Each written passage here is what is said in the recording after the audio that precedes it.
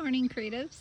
I am in Potholes Reservoir in eastern Washington, and it's a beautiful morning.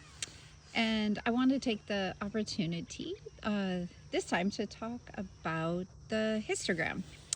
So, with the histogram and how to read the histogram, I'm going to take a photo here, and I am on a delayed shutter. But over here we have our histogram. On this side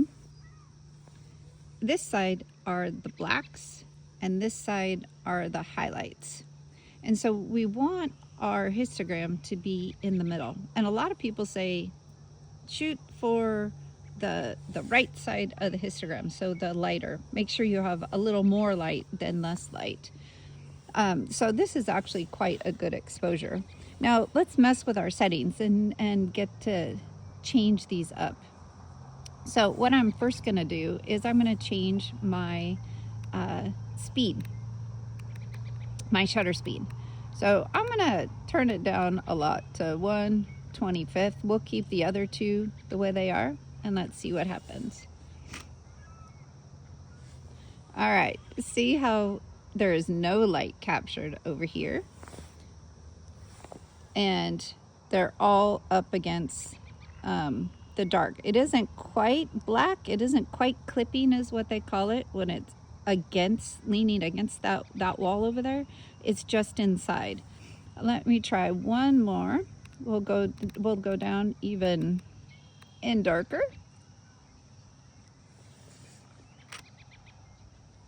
And there we go. Now you can see where it's clipped. So there's no light being shown. And that one's really quite obvious. So now let's change. Let's bring some light back in with our shutter speed. But we can do the same thing with our f-stop. Let's see, f4.2 is what we're reading. And that's as wide open as my camera goes at this focal length.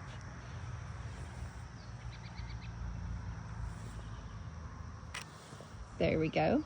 And now you can see there's too much light. Over here on the histogram, it's totally clipped. It's leaning up on this wall, and there's no darks or no blacks on this side. So it is not a balanced photo at all. There's just too much, and if all those whites and highlights are blown out, and so there's nothing, you lose all the detail in there. So that's just not going to work either.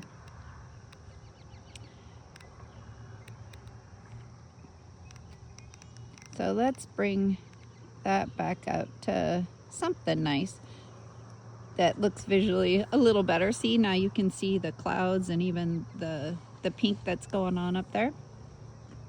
But this time, let's change the ISO, and we're going to show you it does the same thing. If I up the ISO,